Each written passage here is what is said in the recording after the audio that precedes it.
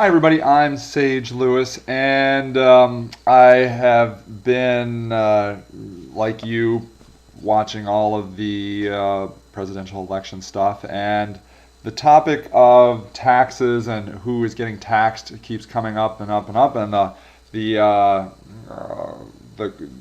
topic is $250,000 and whether or not that's a lot of money, or is that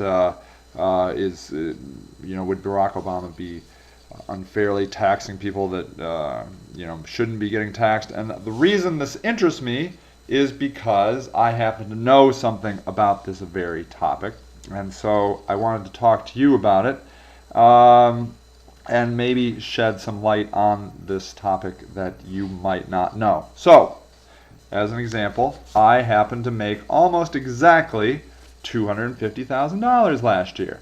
And so I wanted to show you all the sides of that. So on the first side, I wanted to talk about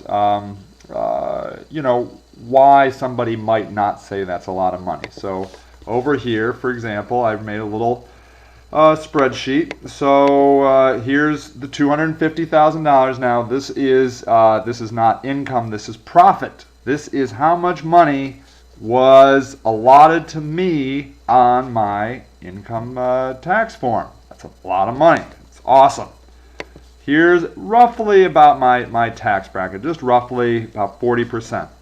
40% of $250,000 is $100,000. So there's $150,000 left over. That's for me to spend any way I want, and that's awesome.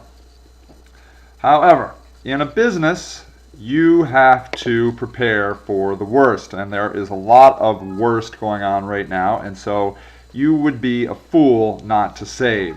So I saved $50,000 roughly for the business. So I took home $100,000. Now, you still say, well, Sage, that's still a ton of money. Now, you're right. But the other thing is, that is all the money that my wife and I make together, because we work in the business together. That is our family income. And so I actually feel that I could probably go out onto the market and make that and more just by myself, I think, and then I wouldn't have to spend it. I wouldn't have to save $50,000 for a rainy day, because you see, that $50,000 I was showing you, that's 1 month's expenses. So in 12 months, I was able to save the equivalent to 1 month. If I can screw up for 1 month this year, but if something went wrong, longer than a month, I would be out of business. I would be gone. I'd be done. And so that is that. I wouldn't need that if I was working for somebody else. I could save for my own retirement and that sort of thing.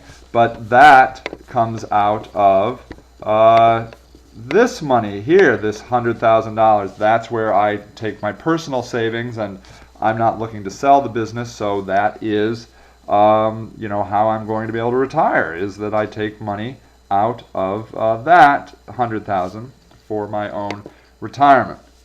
So that is why somebody might say, well, $250,000 is not a lot of money for a business. But here's the thing.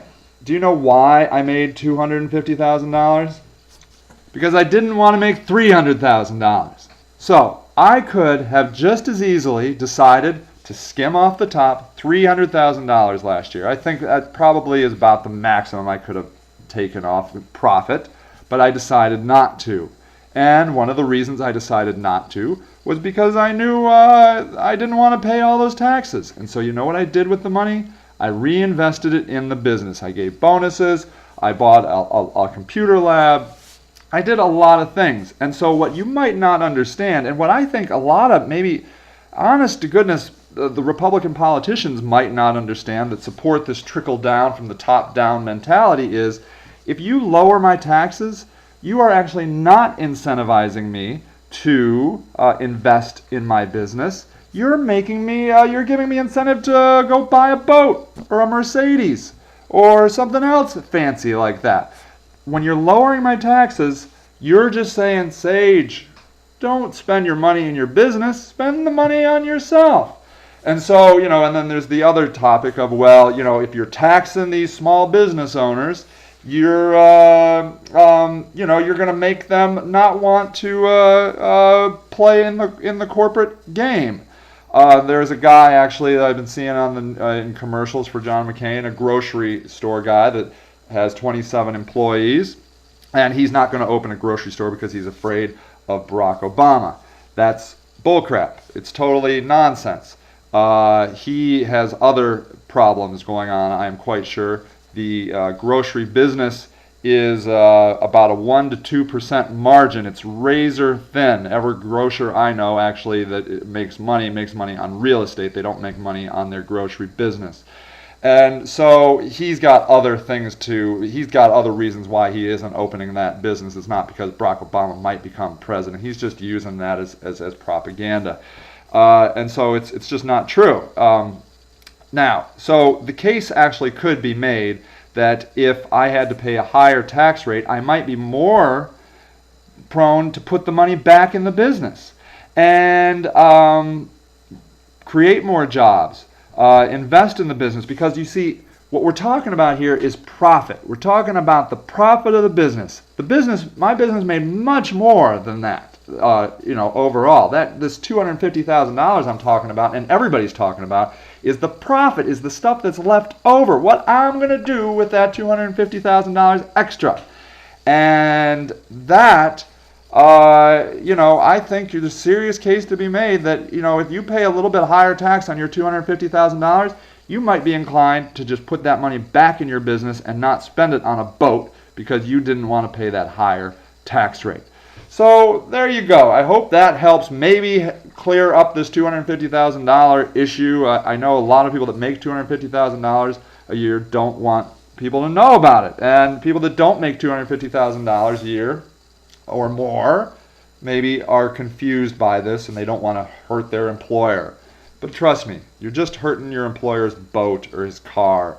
And that guy, the grocer, he should get into another business, man. Invest move into something else. These groceries, razor thin margins, baby. That's just it's not where it's at anymore. All right. Hope that helps understand a little bit better the whole $250,000 issue.